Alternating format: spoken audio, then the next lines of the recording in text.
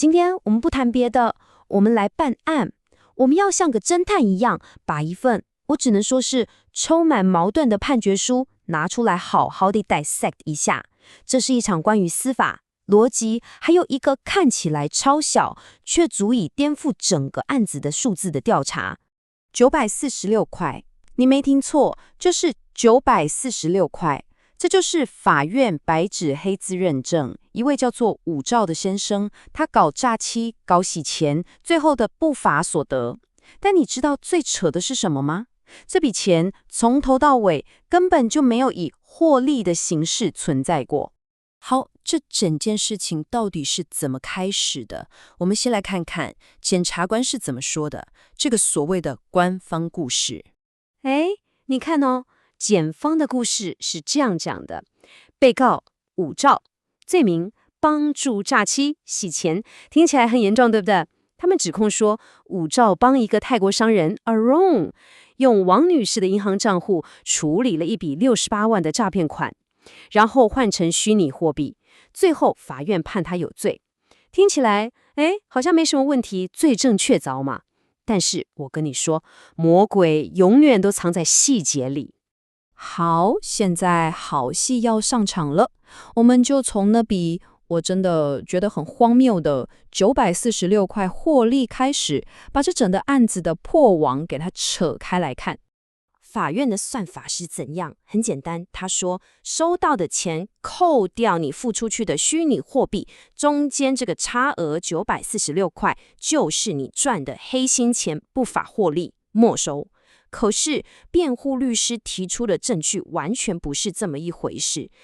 这946块根本不是什么利润，它是成本，是在交易过程中就被平台、被系统自动扣掉的钱。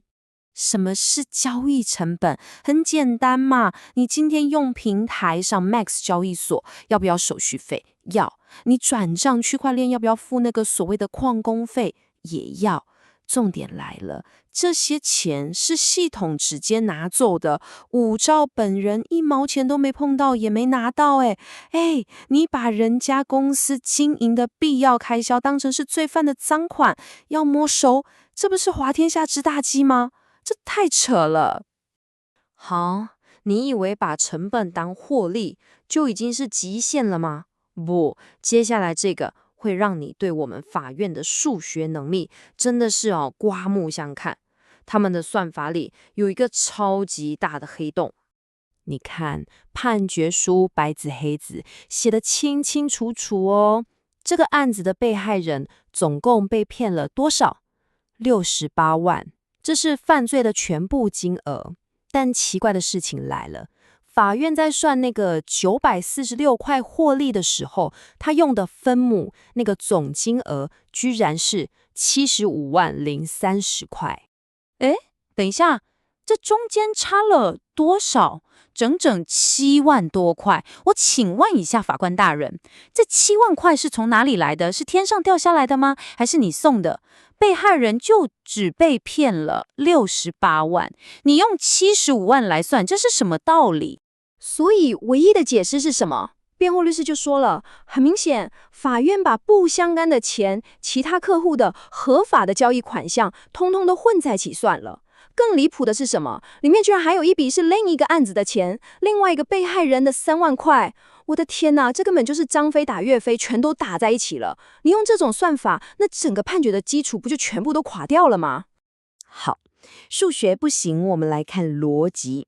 这个案子之所以能定罪，很大一个关键就是靠一份所谓的自白。但是当我们真的去翻那个侦讯笔录的时候，你会发现，哇，这根本是两回事。你听听看，检察官是怎么问的？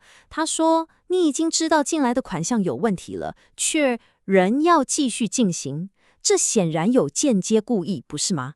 你听出来了吗？这哪里是在问问题啊？这根本就是在诱导嘛！他已经先把结论都帮你讲好了，你知道有问题，你还要继续做，你有故意，然后最后再问你一个是不是？这不是陷阱，什么是陷阱？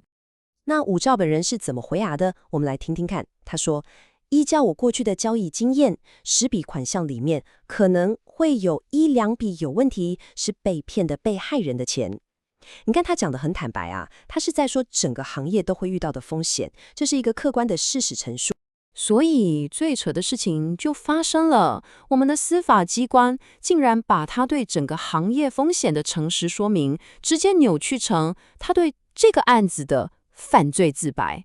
这就好像什么？就好比一个医生跟你说，任何手术都有风险哦，结果法官就判他，你看，你承认了，你就是故意要让这个病人手术失败。这不是太荒谬了吗？